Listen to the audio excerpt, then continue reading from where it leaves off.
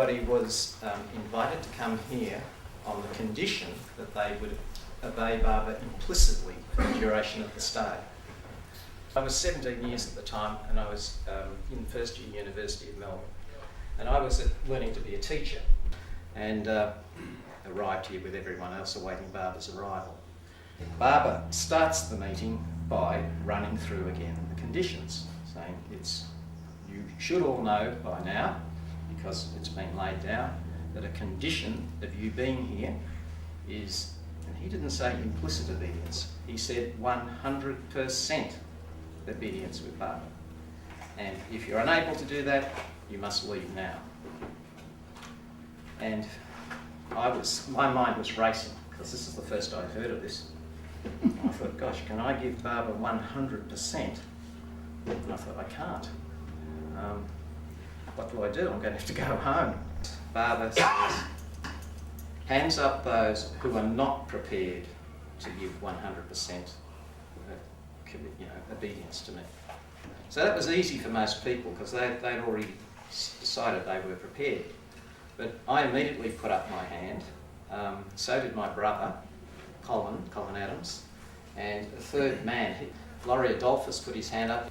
So we three put up our hands, and everybody turned around and looked at us, as if to say, what's going on here? We've got some dissenters in the ranks. And then Baba said, stand up. So we all stood up. And then he spoke to my mother. He said, Clarice, did you explain the conditions to your children? And she said, yes, Baba. And I admit, you think in an instant, I thought, you didn't. How dare you say something like that? You're just sucking up to Baba. But then she continued on in the same sentence, but obviously not well enough, Baba. And that made me feel a little bit better. And then Baba says, he points at me and he said, why are you not prepared to obey? And I said, Baba, if you asked me to jump over a cliff and kill myself, I wouldn't do it. And we're only kids, we're the youngest then. Then he moved to my brother, Colin, who was 13, and said, why are you not prepared to obey Baba? And my brother said, if you asked me to kill my mother, I couldn't do it. Excuse me. And I thought to myself, that's a much better answer than I gave. I've given a selfish answer about things. This is the real answer. I'm not prepared. You asked me to kill my mother, the most important person, I couldn't do it. And then he moved to Laurie Adolphus, Paul's father. And Laurie must have had a good reason for putting his hand up. But what he said obviously wasn't why he stood up. And Laurie's background, he lived with us. So in a way he was like a father figure. We were all part of his family. And when my brother gave his response, he started to cry. And Laurie, when he was asked, said, Baba, I think it's terrible the way you've upset these children, and I don't want to be here. So, and then I was thinking to myself, this is not fair. We're going to have to go home. I reckon a lot of people here, they should have put their hands up too. Joanna did put her hand up, but a little bit later. After that, I was thinking, this is not fair. Why am I going to have to go home? I spent a lot of trouble getting here. I don't think anyone here could really obey him. And people say, well, Baba can read your mind. I'm sure he choreographed this whole thing. We were just playing a part. He then picked on Robert and Warner Rouse, and he said, Robert, and they'd just been married, would you be prepared to slit your wife's throat? And of course now you can really hear a pin drop. Because he's now picking on individuals who have all said they're prepared to obey and asking him really tough questions.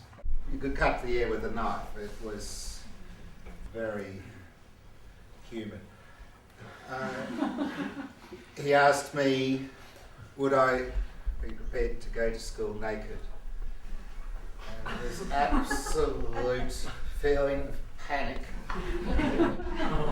And that most wonderful feeling that there might be a way out here, there is, I think, a straw I can grab. Will I try it? Yes, I will. Will I be able to fob him off? I'll try it. And I said it would be difficult, Barbara. And I think there was half a second or a second before I knew whether it was going to let me off the hook, and he did not pursue it. I'm a little bit sort of shocked, and really I'd done my part up front because I'd said I wasn't, and I'd been asked why. So I was sort of a little bit out of it then. He then softened it by saying, of course Barbara wouldn't ask you to do things like this, but you must understand what true commitment really means. And so then it was far more relaxed. Now, after that, we had a break because there were still people who we'd said we weren't prepared to obey. And we were asked to come forward on the stage individually, and Barbara asked us again the same question. And I think I was first again. And as I was on the stage, I was told by Erich, "You're a very honest person," and that made me feel really good. And then Barbara said, "Are you now prepared to obey me 100%?" And I said, "Well, I'm prepared to give you 100% try." And that was satisfactory. I was allowed to stay. And my brother was allowed to stay. And Barbara asked Laurie if he would stay, because he said he was going to be out of it. Yeah, Laurie told me that he actually said to Barbara, "I'm leaving," and that Barbara said, "You don't have to promise to obey me, but I'd like you to stay." But more importantly, that then Laurie received some really strong kind of transmission, and instead he did decide to stay because of what took place between them at that time. But until he had that private audience, he was prepared to just leave, I think. Yeah. That, to me, was the most significant and powerful interaction that I'd had with Barbara, and I think that would be the same for many people. We certainly understood what obedience meant after that, and I think we all understood the importance of, well, this is my words now, so this is not necessarily what other people thought, but to me it was the importance of being honest with yourself and thinking about, like, it's one thing to love Barbara and so on, and there are some people who can obey him implicitly, but I don't think all of us have reached that point yet, and we shouldn't kid ourselves we're there if we're not. That's my take on it. I also didn't feel that I'd been explained to properly what obedience meant, and it was later that night that my mother then went through all the obedience thing with me, particularly what had happened to her in India. If she'd told me before, which she may have, she told me many stories when she got back from India, it didn't register with me. As I said, I didn't register that it was my throat that was to be slit, because that's what Barbara does. And remember, our whole upbringing was about truth, honesty, love and obedience, yes. So I knew something about it, but not really understanding. So suddenly you're here as an independent person and you're being subjected to this. Now, I was one of the petrified mob. And what happened was that when my brothers and Laurie stood up, I thought immediately, they're honest and I'm a coward. And I felt very, very cowardly. I was too scared to stand up, and so I felt that I'd been extremely dishonest. My brothers were honest. I should have been out there with them, and I was dishonest. My reasons for being dishonest were that I wanted to stay, not because I was scared of being sent home, because I knew my brothers would be with me and Laurie, but I was scared of missing out on Barbara. I wanted to be with Barbara. And so to suddenly be faced with, it's be with Barbara versus be honest with Barbara. And I knew that Barbara knew exactly what I was thinking about and what was going on. But then I thought, oh yeah, I'll just disappear into the woodwork. I was sitting, of course, on one of the wooden benches, okay, Barbara hopefully might ignore me. And so mine was, can I just ooze into this wood and Barbara will miss me? Well, of course he didn't.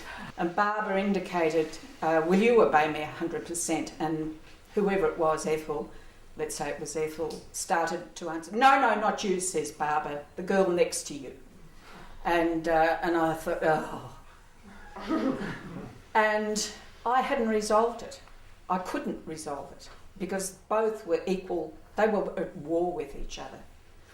And so I thought, I just said to Barbara, I don't know, which was, again, very cowardly. So Barbara let that lie. And I knew that I had to resolve it. He didn't say any words more than that, but I knew I had to resolve it and he was going to give me time. And this feeling of being petrified, what petrified me was hearing what he said to Bernard. I didn't mind what he said to Robert Rouse. I'd heard that stuff before. I didn't mind, but I did mind what he said to Bernard and what he said to May, and that's what I remembered always from that meeting. The concept of being a 14-year-old and suddenly having to walk naked or roll naked anywhere, I knew I had to resolve it. And so what happened was I went the rounds of everyone that night after Barbara sort of released us. Now, at the time, as Noel said, he asked us this before he explained later that it was a test and that he would never ask us to do that. So at the time he asked us, we believed it absolutely, as if you would question God in human form, which I already believed him to be. And so I went away and I asked everyone I could lay my hands on, what did it mean to you? Why did you say yes? Thinking, oh, maybe I'll have something that will resolve my problem. Well, there was nothing. They all had various views, all sounded acceptable or not acceptable. I mean, I didn't say, rubbish or anything like that to them. But it didn't help me resolve because everything was still at war. And, pardon me, so of course I went to bed crying and I woke up, it still upsets me. I woke up in the early hours and I got up actually to go to the toilet. Everybody else was asleep. And I looked out and I saw Barbara's light and I thought, oh, well, at least he's awake, he knows. And I felt a bit consoled about that. And just then the dog Prince, a dog, mind you, came up and put his snout in my hand. And, he was consoling me. And so that I thought, oh, okay, well, I don't know, and I've got to say something, and I'll just say to Barbara if he asks me again. When he asks me again, I knew damn well he would. I'll just say, I'll try, Barbara. That's all I could. I didn't think of Noel's try 100%. I just said, oh, okay, I'll try, and see if he accepted it. And if he wouldn't accept it, okay, I had to go home. Sure as eggs. We have the morning, the family session, and we're sitting in front of Barbara. This is my parents and my two brothers and myself. And Barbara looks around, and it was a different feeling then, except here's me still unresolved, still in this bottomless pit of, war.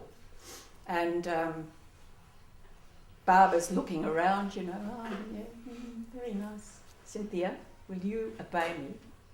Will you obey me? Completely. And I said, I'll try, Barbara. 100%, he said. And I can try 100%. And I had no idea what that meant. I still don't really know what it means. But by that time, of course, Barbara had said that you can't really obey him. And there are many experiences or many anecdotes that Barbara gave later on. I don't know what he actually said then. But the sort of anecdotes I've either heard at the time or read later are things like, could you jump over yourself? That's in one of the stories of his various stories of people who have had to face the obedience question.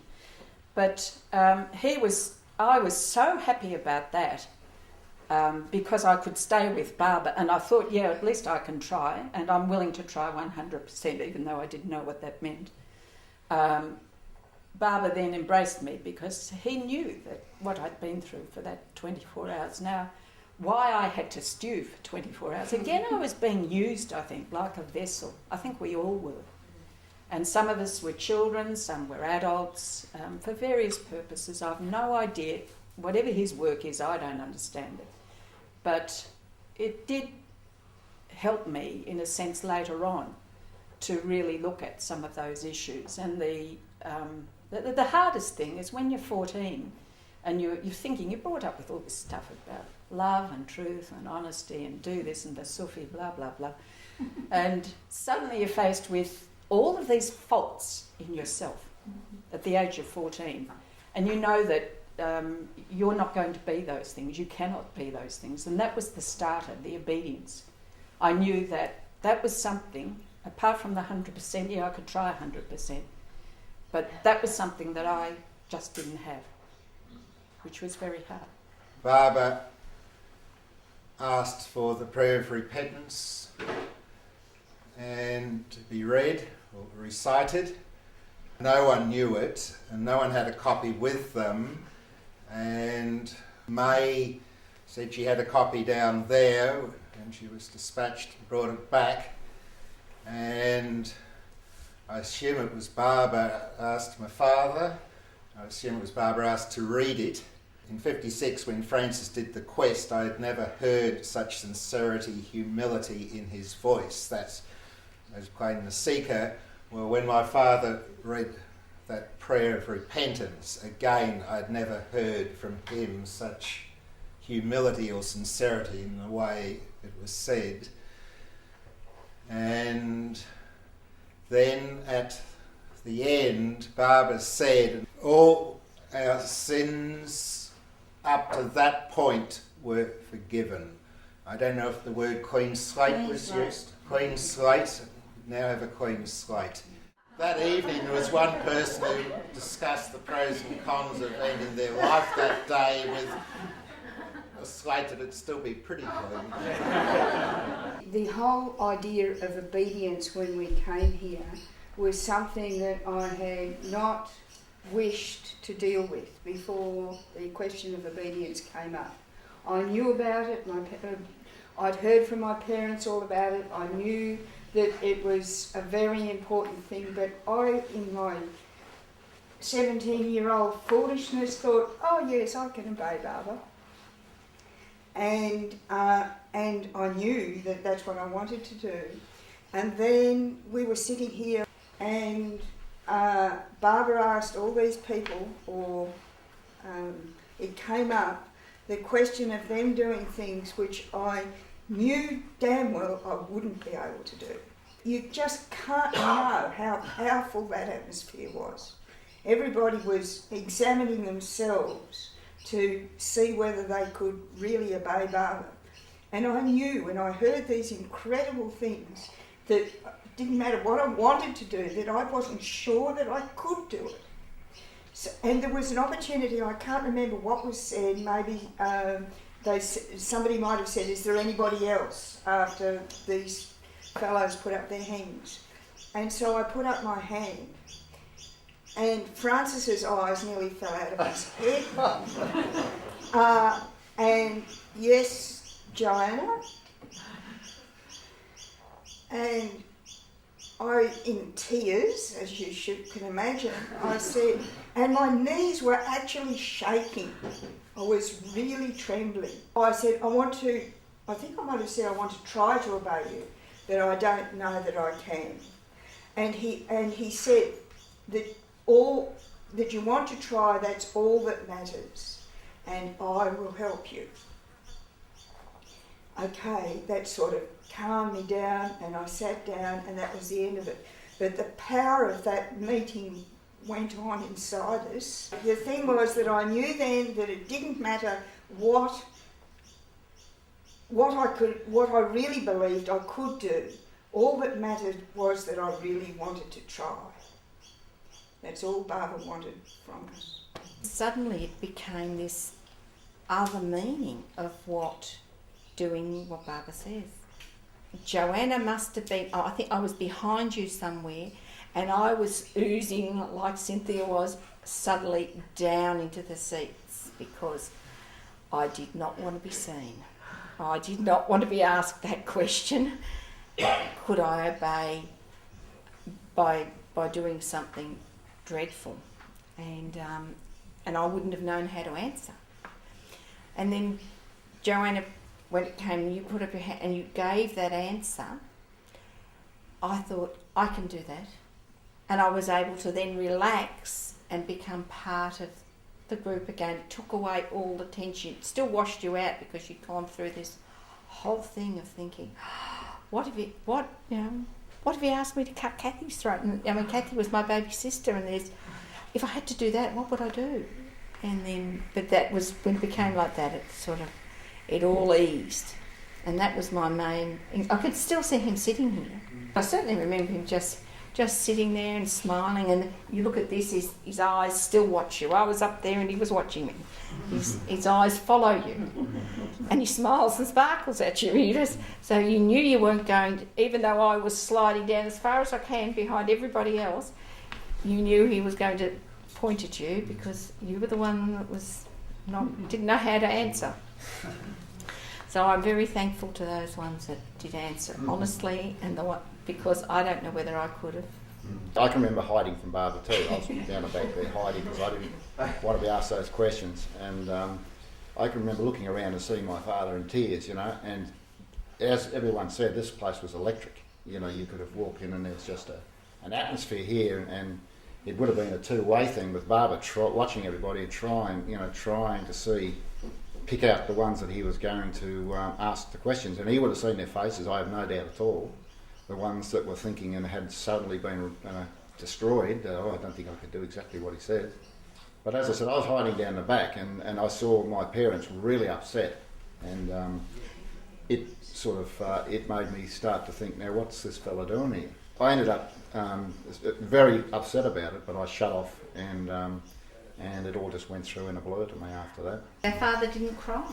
Men didn't, and he was sobbing, and your father didn't cry. I remember that was a really profound experience for me, because his father bursting, I didn't see him before. Yeah. His father was bursting into tears and mother really upset, and things happened, and I remember this quite clearly. The atmosphere in this room was electric, and everyone sitting down wondering what was going to happen next, whether there was someone going to be a sudden execution outside, or being asked to do exactly what I say. And I think that was what was worrying a lot of people. We'll go outside and prove it. But it was something you don't get anymore. That sort of atmosphere, you very rarely would have that atmosphere before, where there's someone who knows everything sitting in front, just manipulating people's emotions all the way through the room, and for his own designs. And I just found that very interesting. Even as a kid, I knew that's what he was doing, that he was playing with our emotions as a group, and we were just feeding him, and he was transmitting what he wanted back. And it was a worrying thought when you're 12-year-old. But I do remember thinking about it. But there was never, to me, I was never terrified. I wasn't terrified. I don't know whether anyone else was, but I was never terrified. But I was hiding. I know that. I didn't want him to get inside me. I made up my mind that I'd try to obey Barbara no matter what, and so I was, just definite that I was going to try to do that. Barbara asked to be entertained, and Begin to begin, I think. yeah, but it got pretty dismal because there was some lady started to sing hymns. And it was a terrible atmosphere. Suddenly, Stan Adams decided to sing Waltzing Matilda. It was about the only song we all knew. And so he started to sing this, and Barbara started to get into the mood of it and beat time with it, and it was great. We were only here for a short time. Then most of the other sessions were held over at the Barber House. Very interesting point though was that he always seemed to be so relaxed sitting there like this, and then it hits on with a really difficult question that was so, that electrify everybody, and he's just sitting there like this. Come there ready to obey. Oh yeah, of course I am. But not until he pointed out that 100%, and I started thinking, I don't know. But he didn't ask me. So. He was in a very happy mood talking about how the place had been prepared and greeting people, and then into obedience.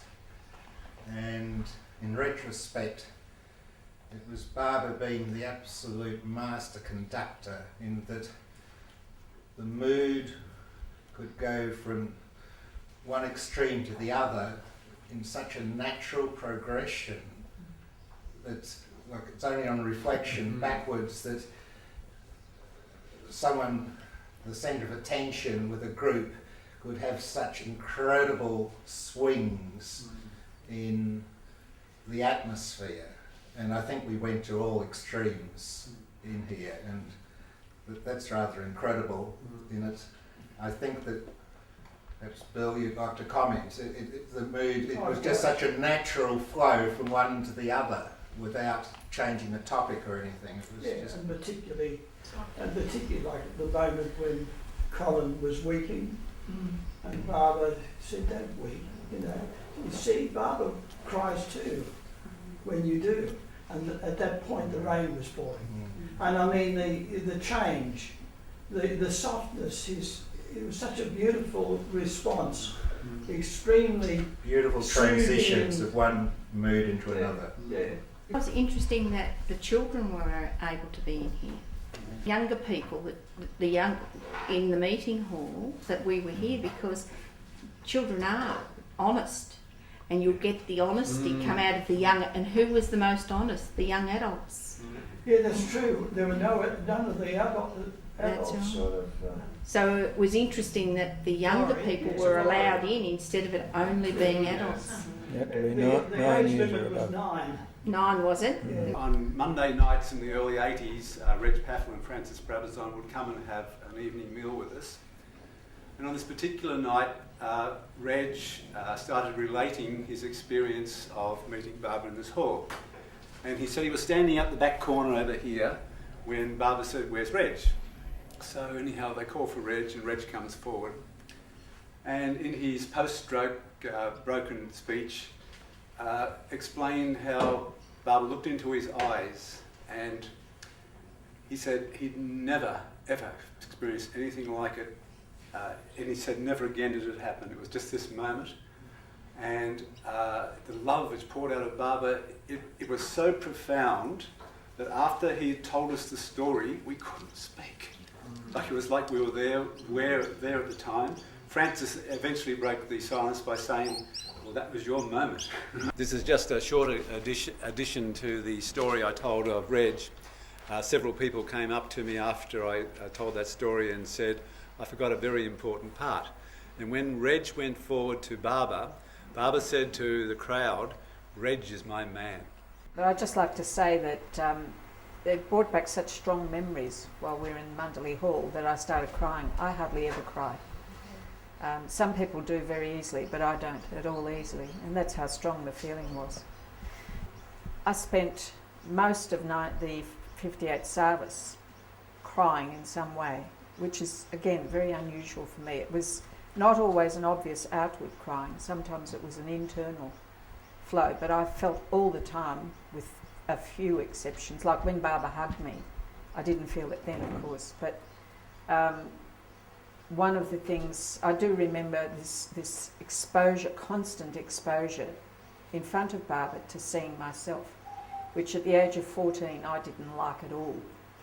And I didn't like it because I had developed very, very strong ideas about purity and about truth, honesty, which I've already recounted. And of course I wanted to be like that. I wanted to be one of these people. That's what I aspired to.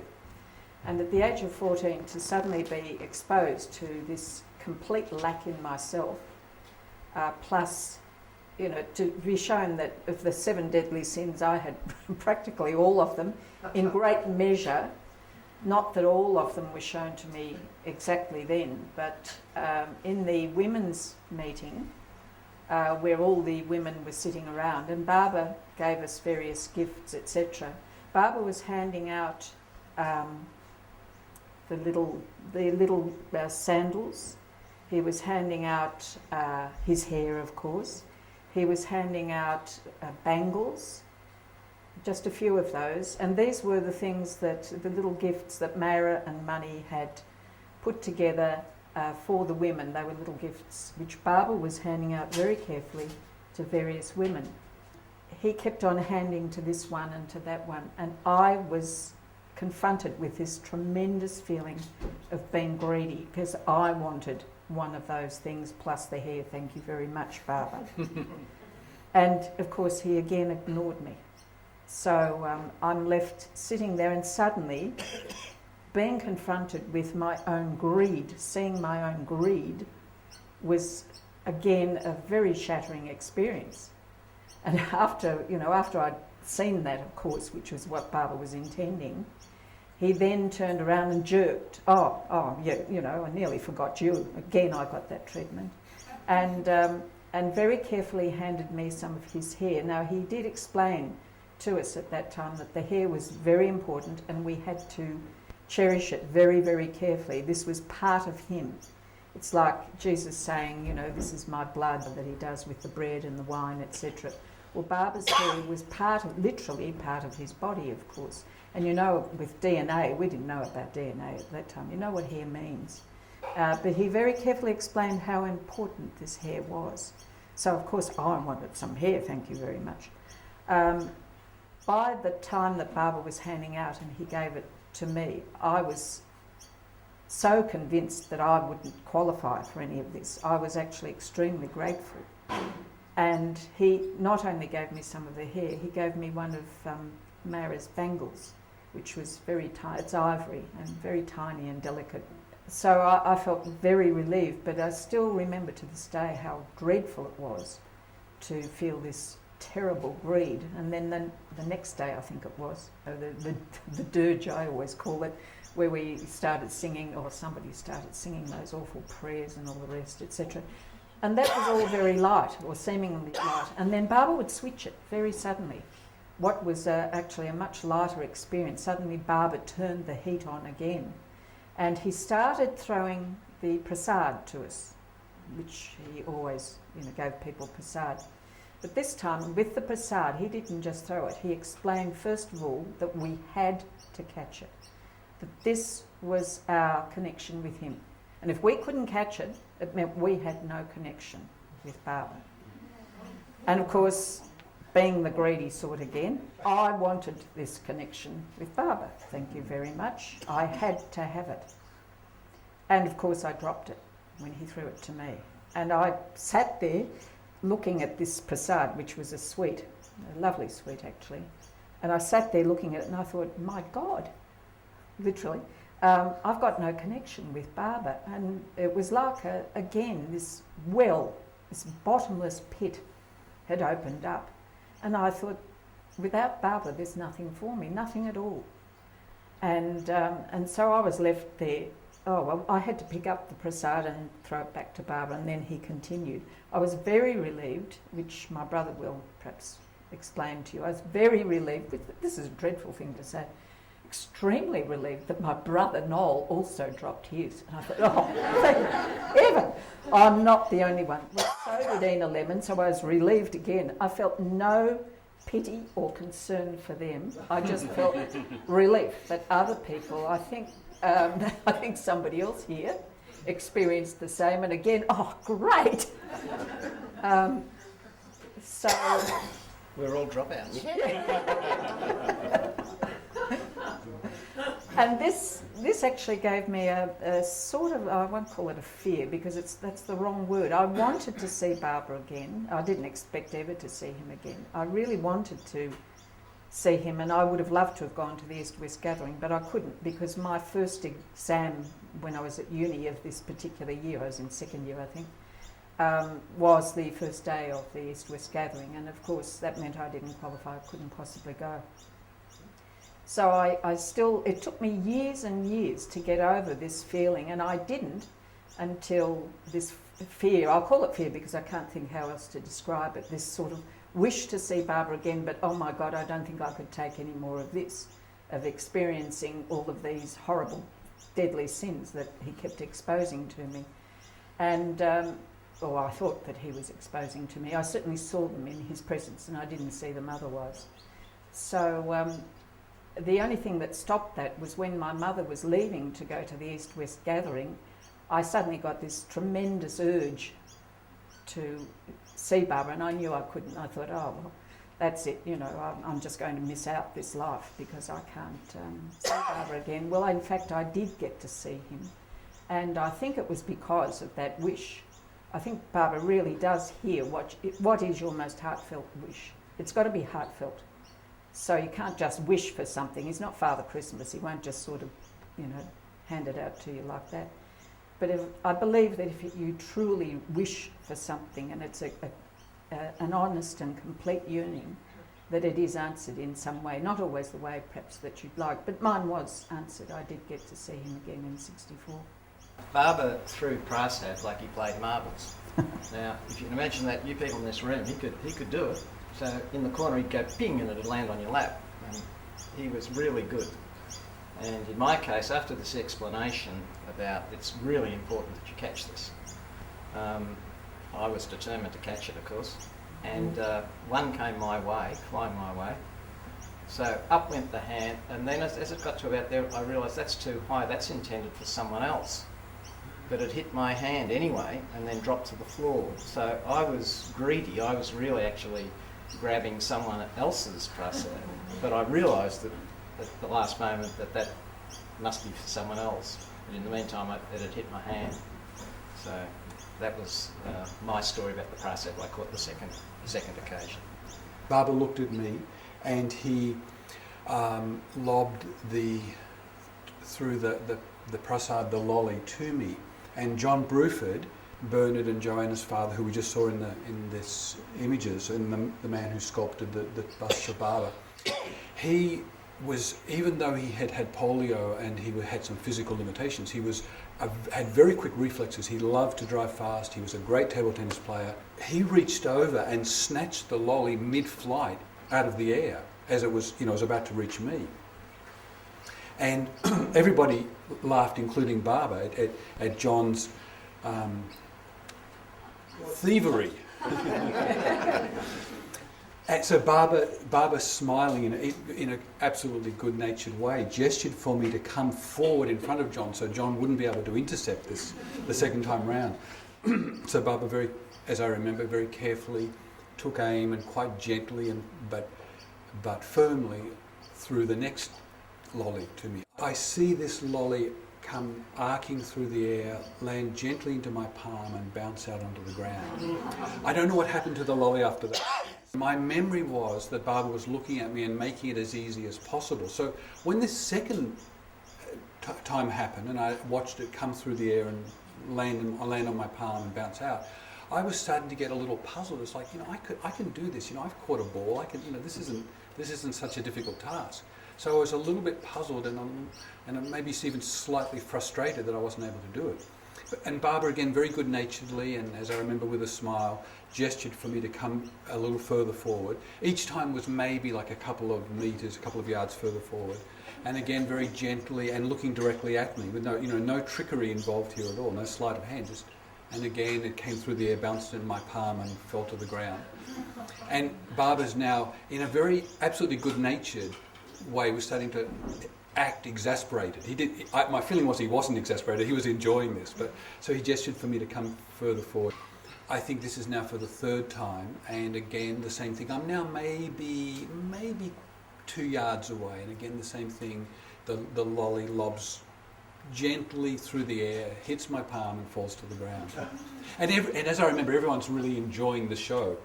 I'm kind of puzzled, annoyed, slightly embarrassed, and Barbara's again, there's a smile and these gestures of exasperation, but again my feeling was he was enjoying it. As I remember it was, he had me come all the way up, put the Prasad, I presume, in my right hand and close my hand over it and did that.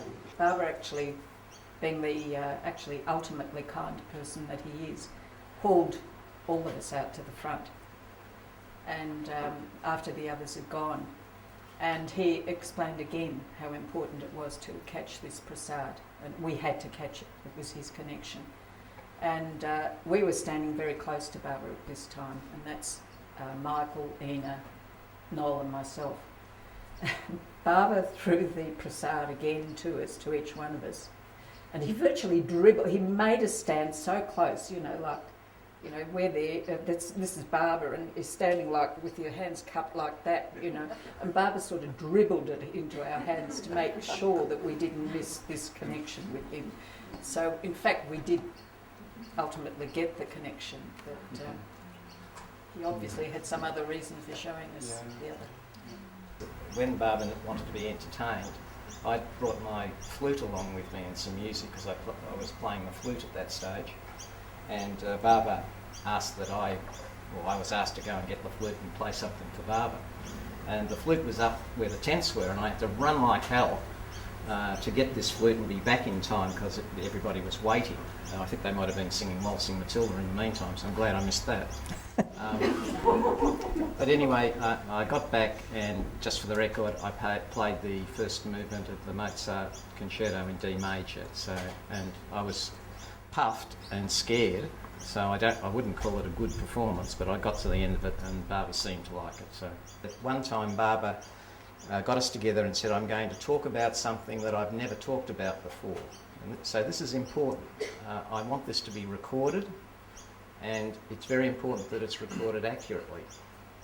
Now, we were all intelligent people, literate, so this is not going to be a problem. And Diana Snow, she actually took shorthand. We didn't have a tape recorder with us, so she said, "Look, I'll take it down in shorthand." So we thought, oh, fantastic. So she set up the back with a shorthand pad, and Barbara launched into the discourse that involved the hat. It's documented everywhere about going through the plains and how the hat is twisted at one. So instead of looking downward, you then look towards the master. Anyway, it all seemed very clear to me at the time. It didn't go for a long time. It might have been 5 minutes, perhaps 6 minutes of talk. And it seemed so clear and concise. Like no one could misunderstand this at all. And that was great. So we finished. And then an hour later, people asked Diana, "Well, how about the notes? We better get this down because it's important." And so she went into her handbag to get the notes, and she couldn't find them. And she never found them. To this day, they just disappeared. I reckon Barbara grabbed them somehow. So we all had to get together to work out what was said. And I know I wrote down a few notes of what I thought was said, and other people did the same. And we all met where we used to have meals, we put our heads together, and do you think we could agree? No way. There were 5 people who had written recollections. They were all different. So in the end, they just sort of put together a compromise, and that was what was published. Now, it was a big lesson in that to me because, when I was younger, people would come up to me and they say, "Do you believe every word in the Bible is true?" If you said no, then you're not a Christian. And so this is documentation the same day with literate people, intelligent, and we can't agree. So you can see our recollections are differing, like this is years later. So what hope have we got in terms of if Barbara's word in 100 years' time is something that people are taking literally, then they're facing danger. That was the lesson to me. So I thought that was quite important, the fact that we couldn't agree so closely after the event and to something that seemed so simple at the time. And why the notes got lost and how they got lost, we'll never know. I didn't really know what to expect, and I didn't know that much about him at all, really. And it was interesting listening to other people talk earlier how their first sighting of Barbara didn't affect them that much, but you just felt that he was something special, very special. And that's really how it affected me. And obviously, sort of after meeting him, was extremely emotional. Even though I didn't really know why at that stage, but it was. You became emotional. Oh, absolutely. Yeah.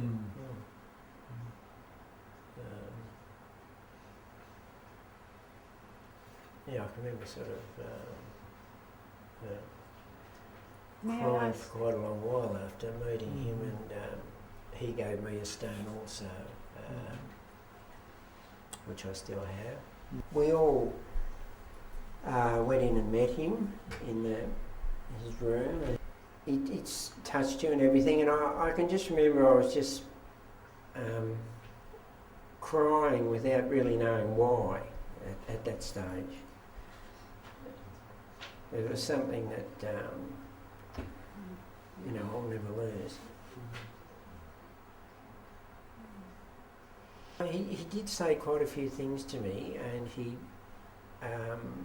gave me a name, Master Kane. I've just accepted that was a little name he gave me, and if it had any special significance, I don't know it. I've probably forgotten a lot of things that were said because I didn't appreciate the significance of them at the time, mainly because I didn't know anything about Barbara prior to coming here, and it was just something that took a while to sink in, I suppose, and just to realise within myself the significance of it. It was sort of something that I fed off for years, for a better way of putting it. I will never forget just the significance of meeting him now, because I just knew it was extremely important. Robert made it clear he's going to give the men all a gift. The women had spent a good hour or so in with Barbara, getting all these goodies from Money and Mara had been sent out, and they came out with all these goodies, and men get ushered in and made clear that we're going to be given something too, and found out it was a stone. Well, I was disappointed. Well, Lorna said that when he'd finished with the women, like that, and was going to get the men, he said to the women, well, you've all got little presents, and so some of them got little sandals made by Mayer and that. He said, the men are getting stones. I don't know what instructions were given to who, but the instruction, I don't know if it was for all the men, the one instruction, but for me it was to keep it with me always, which I gave a lot of thought to what that means, and I did, whether I'm right or wrong, I don't care. To me, I interpret that to mean if I'm going to spend the night away, I take it with me, but I don't carry it on my person. But if I'm going to spend the night away from home, I take it. That's how I interpret the instruction. At the time I came up to Avatars Abode in '58, I'd just started as a student psychiatric nurse, and we worked 2 12-hour days and then 2 days off. So in order to get up here, I'd swap days with a couple of chaps, which meant I would have had to work 7 days straight when I went back. And the arrangement was you were obliged to turn up or they got into trouble, sort of thing. So then, of course, right at the end, Barbara dropped the bombshell, everybody has to stay here until the Saturday, whereas I already made the plans to. So I said to somebody, what do I do now? I've got to obey, there's going to be trouble. And the next thing I knew, I was up at the tent, and somebody came up the hill and said, Rob, Barbara wants to see you straight away. So I walked into the door of Barbara's room, sitting there, and looked. He said, Robert, have you got something to tell me? And of course then I told him the story, and he said, well, you've got my permission to go. So whether somebody had told Barbara or we just knew anyway. At that time we were pretty poor, and Mum and Dad couldn't afford to come up. So Dad wrote a letter to Barbara, and that was the first thing when I got up. I went in there again and said, yeah, here's a letter from Dad. And Barbara read it straight away and said, well, take them both my love.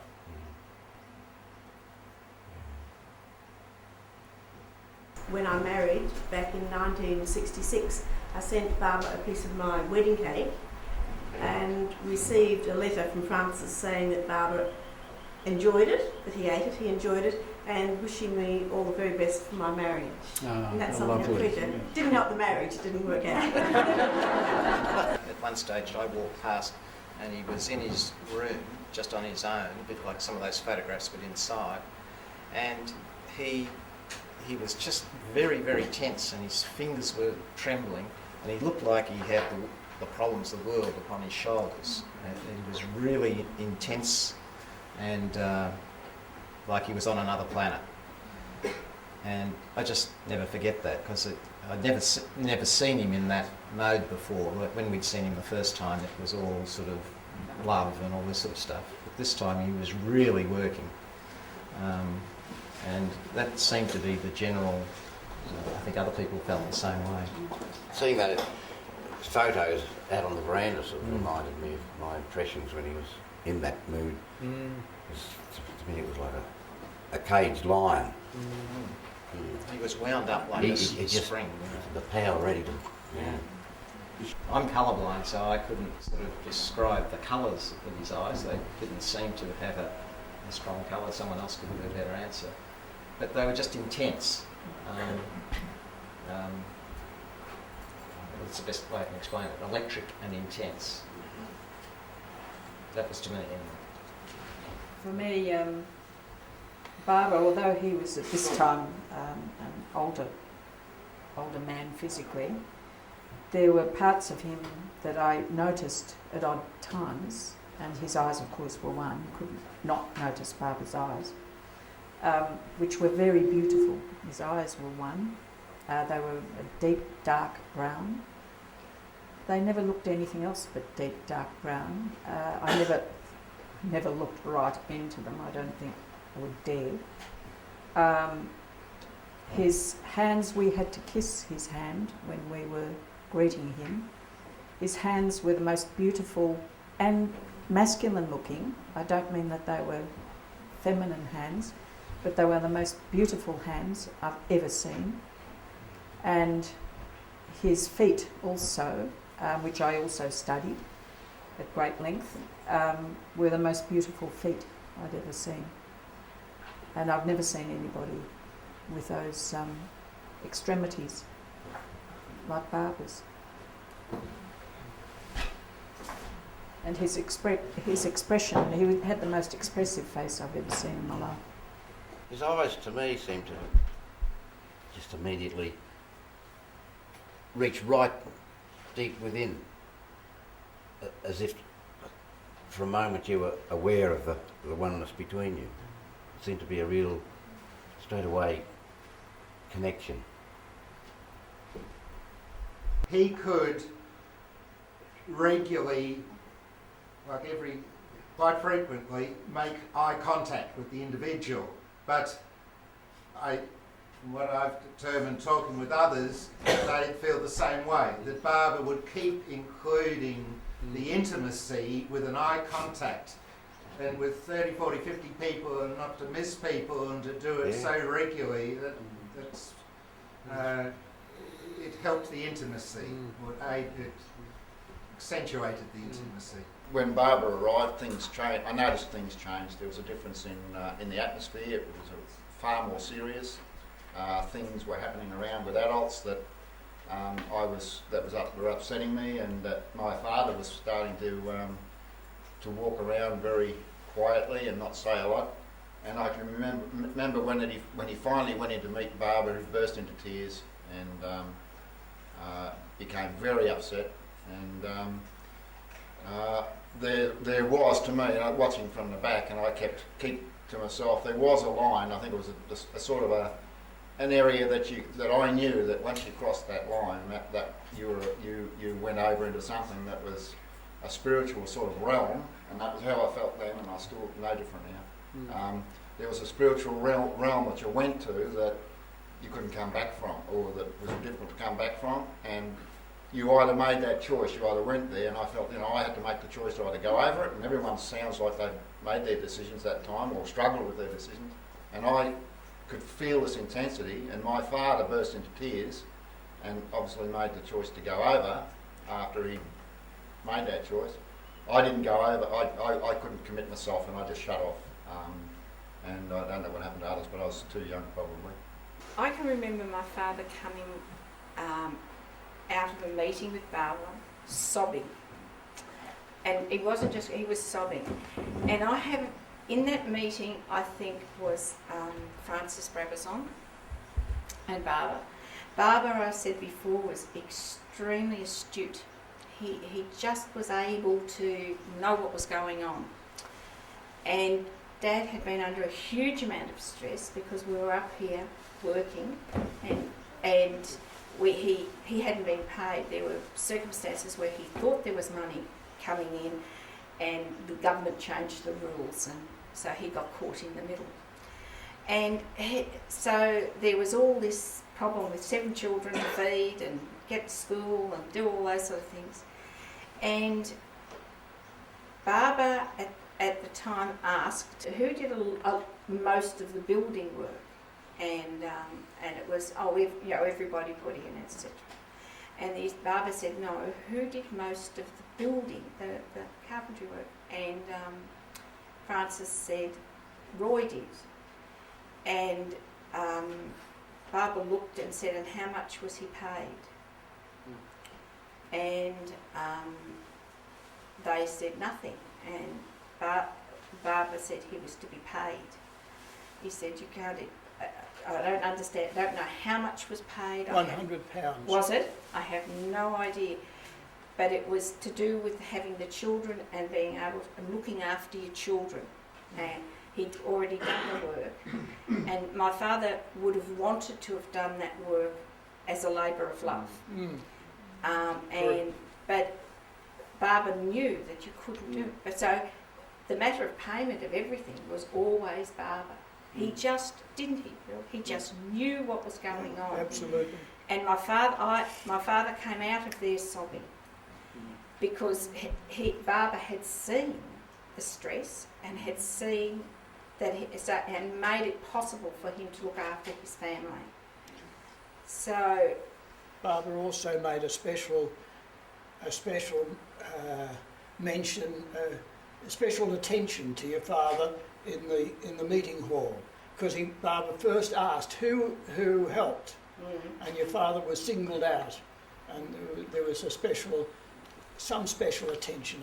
But it was Barbara who was the one that so he was, and for my father that was a huge relief. This part of the stress was over. But so I always had this very fond memory of Barbara looking after us as well. That came out of it. Barbara asked Francis who had contributed, and Francis mentioned different people and different ways they had contributed, and Barbara kept pushing and pushing as if he knew there was something more, and Francis had shared, I can't remember the details, but it got heavier and heavier. Who else contributed? And I remember my father then volunteered the fact, well, he'd gone especially to buy a car to drive Barbara, and Barbara said, no, not that. When Barbara first asked who had helped, who had contributed, helped, Francis was blank. He was so affected by Barbara's presence. There was silence, and then Barbara suggested certain names. And I think in many cases the money had to be returned by Francis to the person. Yes, yeah. No, the only one that I know that I remember was definitely yes. I'm not that sure was that amount. But also, don't forget that the money that had been provided was provided basically by the Baron, from the legacy that he'd left Francis. This property wouldn't have been. This property was bought with Baron von Frankenberg's money. She was talking about kissing the hand, and because I'd said his hands were just beautiful. They were the most beautiful, beautiful hands. and we kissed his hand, and I thought, oh, I'd forgotten about that.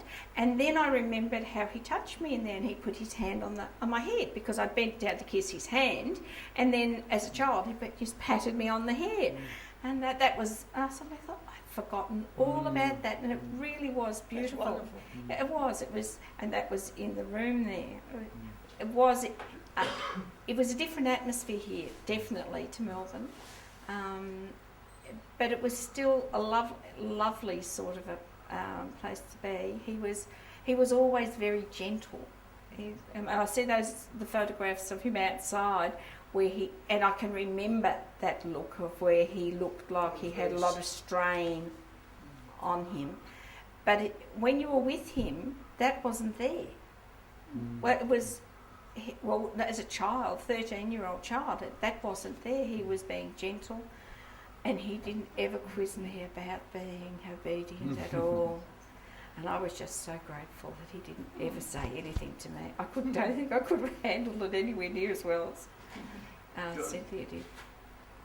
As far as the meeting hall goes, I'd just like to add to all that discussion. Barbara wanted to know who'd done what, and all this business about money, and there were a whole lot of other things, but the thing that really stuck with me was that he was happy with their love.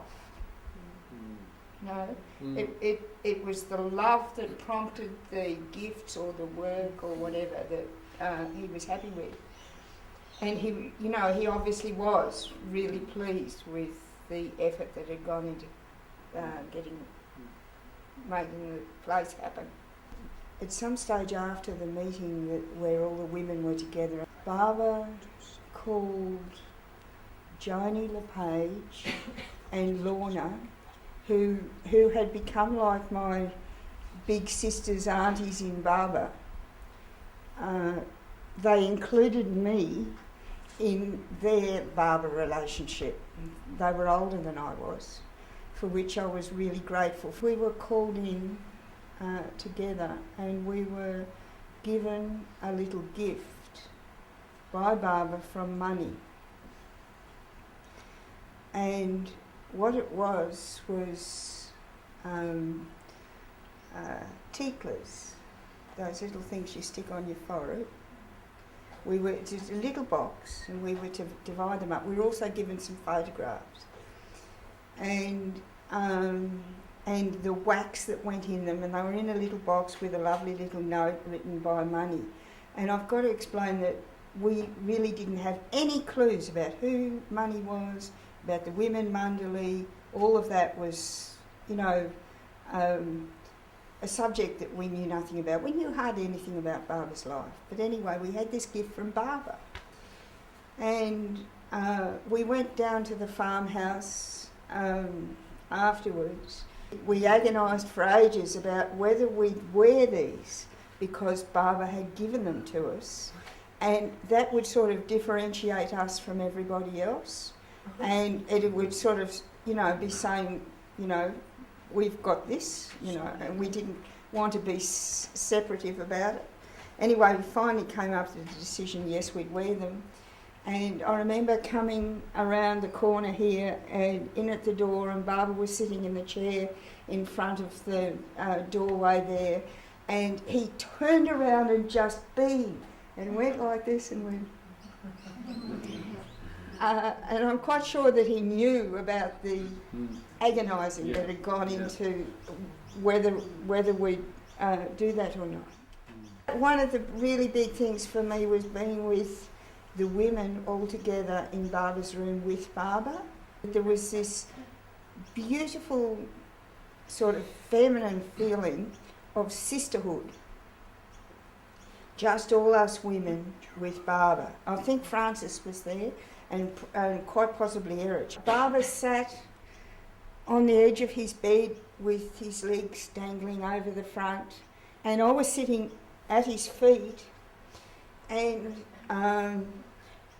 I was thinking to myself, I really must hold this picture for always, this beautiful picture of Barbara sitting on the side of the bed. And in fact, the only part of that picture that I really held clearly was Barbara's knees. And you know Baba's knees with the beautiful folds of the sadra between his knees. Baba sat there, he had a twinkle in his eye, and he turned around to the side here, and he had all these goodies on the bed, you know, and we watched him sort of with his silhouette as he selected goodies from the bed and gave them to each of the women. And they were from the women mandali, but Baba was giving them to us. And each person got a little something. Some of them were little sandals made, you've heard, made by the women, Mayra and other women. Mine were bangles. They're a gift from Baba, and I'll always treasure them. Baba obviously enjoyed giving us these little presents.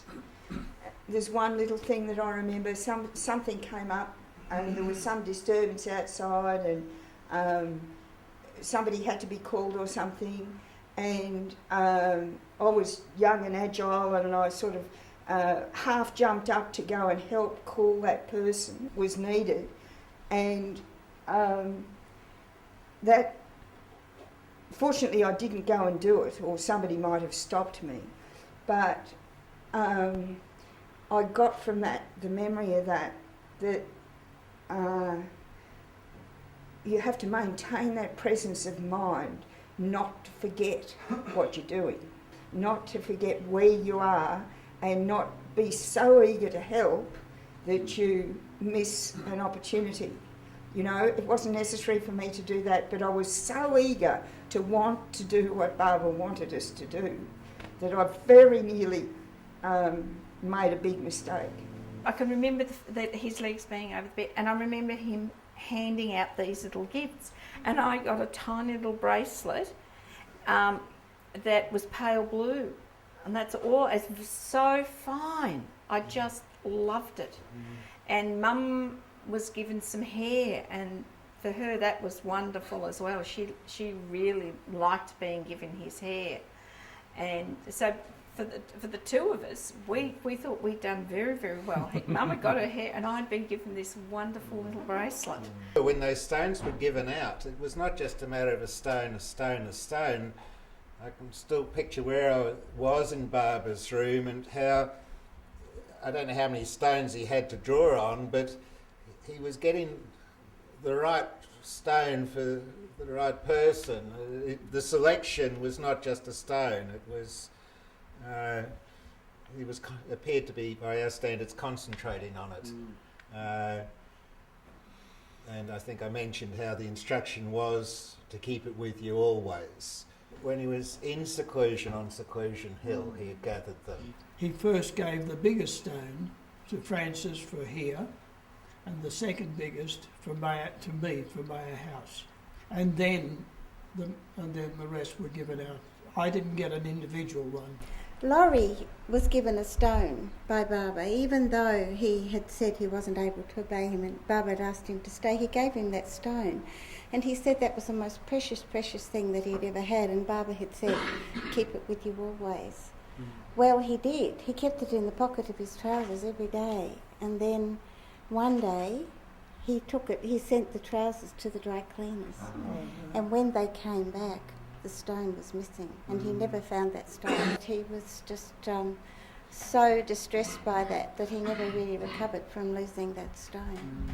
Something happened which quite distressed me, and in fact scared me a bit, to the point where I didn't want to share it with anyone. We were lining up to say a farewell embrace for Baba, and we'd had daily reminders about his broken body, and I know when I went to embrace him, I was conscious of not pulling him to me or anything like that, but like I was sensitive to this, and Baba sighed, this sigh of tiredness, of almost distress, and I thought I'd caused Baba to have broken his silence.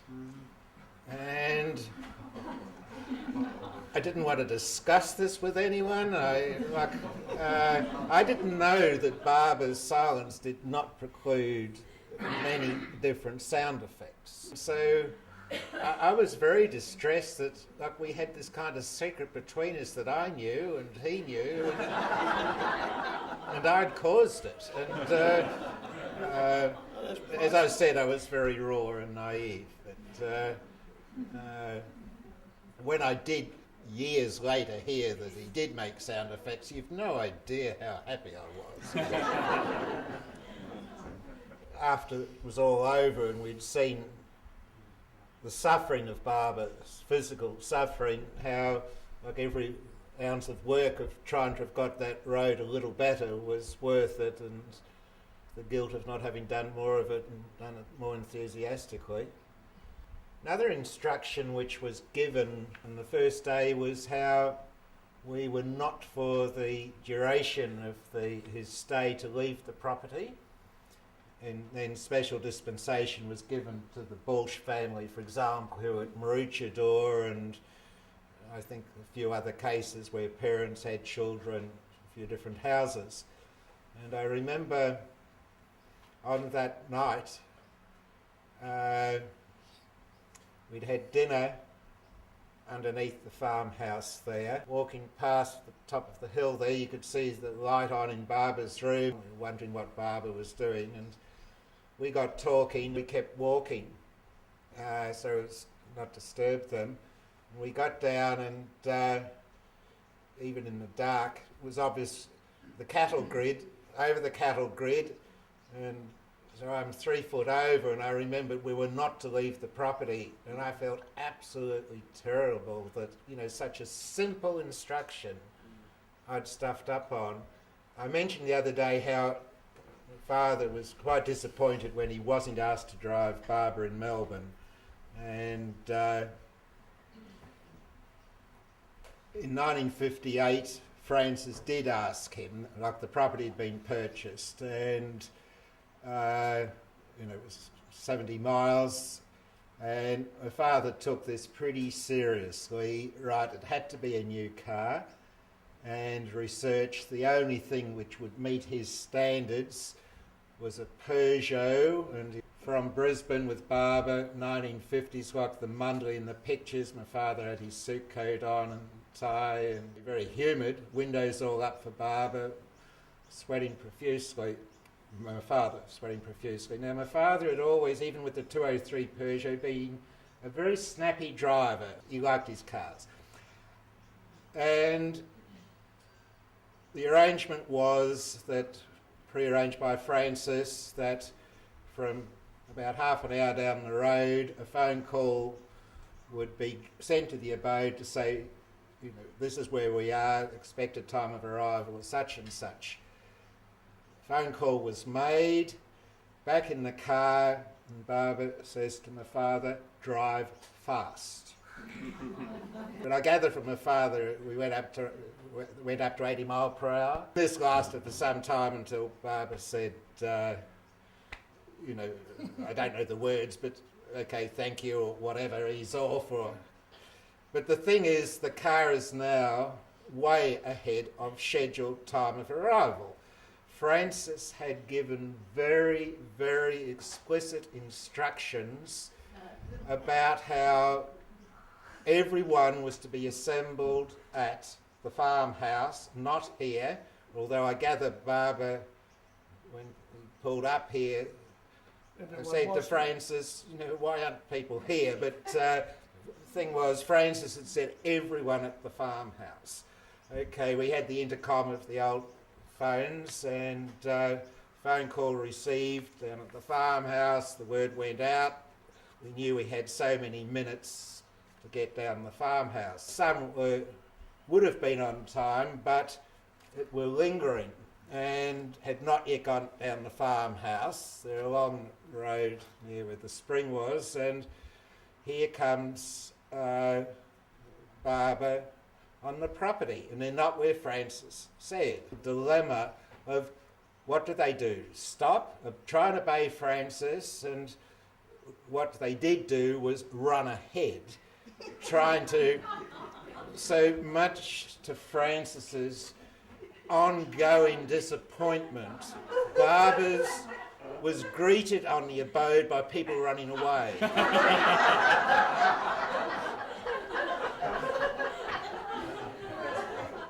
This would have been the 4th of June 1958.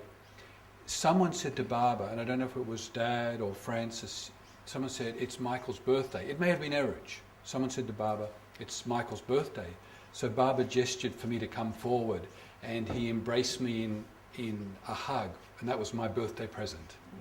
Barbara gestured for me to stand up, and he said through Erich, who do you love best, Mummy, Daddy or Barbara?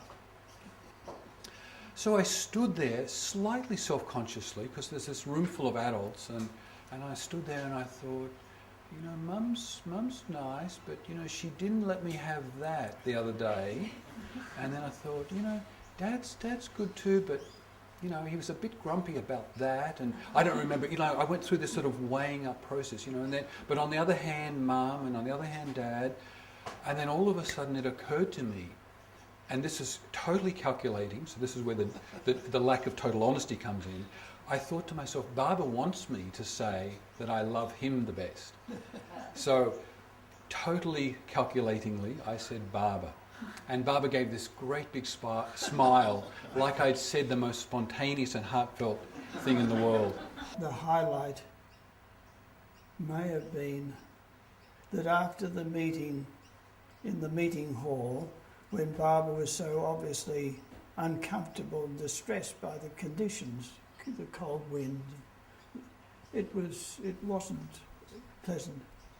And I got up early in the morning and tried to build up the earth to meet the Hessian surrounding. The meeting hall was not what it is now. We ran out of time, and it was only the rear end was iron as it is now, but the rest of it was Hessian, and the opening was this corner, this nearest corner, and that's where Barbara was taken to, and then taken through to the concrete platform, and there was earth floor, and it was very primitive. And I tried to build up the earth so that the wind would not affect, there wouldn't be the same effect of the wind. And at the same time I was looking towards this house and thinking, oh, Barbara's there. Isn't that wonderful? You know, something of that sort, just thinking about him. And all of a sudden Erich came to the door and said, Bill, Barbara wants Francis and you.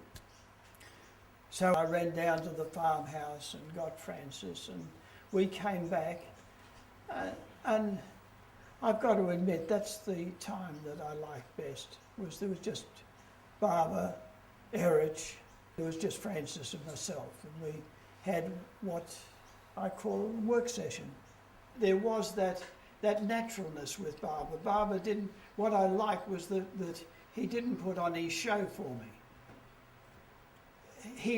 He always put me at my ease immediately. And he had that habit with everyone, not just myself, but always. He made you feel immediately accepted. Okay, it's all right. You're one of mine. And that was the sense that I had when I was with him, and he was very natural. And he asked about the property, and then of course the children came up, and that was when he said to go and collect them in the to bring them from the farmhouse where they were, which of course I was very happy about. I don't know how long it was, might have been half an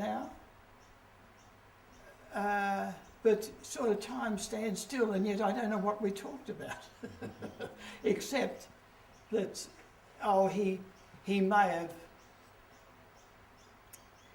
have told me again about spreading his name and message, because he did every time with more and more detail. But it was just, I liked being with him. When Bob was leaving, he said, we all gathered at 1 o'clock. Bar was leaving, and so we're all gathered outside. It was a sunny day, fine, and so we all gathered at 1 o'clock. But then Barbara would call someone in, and he would see them privately, and then they would come out, and after a while he'd call someone else in. And about it was about 20 to 2, Robert and Lorna. So we went in, and Barbara gave me instructions because of the likelihood we would be coming to Avatars Abode, and also he'd said something to Francis that he would be calling him to India. And I don't know what it was, but there was an implication. In the past, Francis had gone for 2 weeks, but there was an implication that Francis would stay longer. I know Francis was looking forward to this. And so Barbara said to me, he said that he'd let us know later on in the month whether we were definitely to come to Avatars Abode, and said if we did, he wanted me to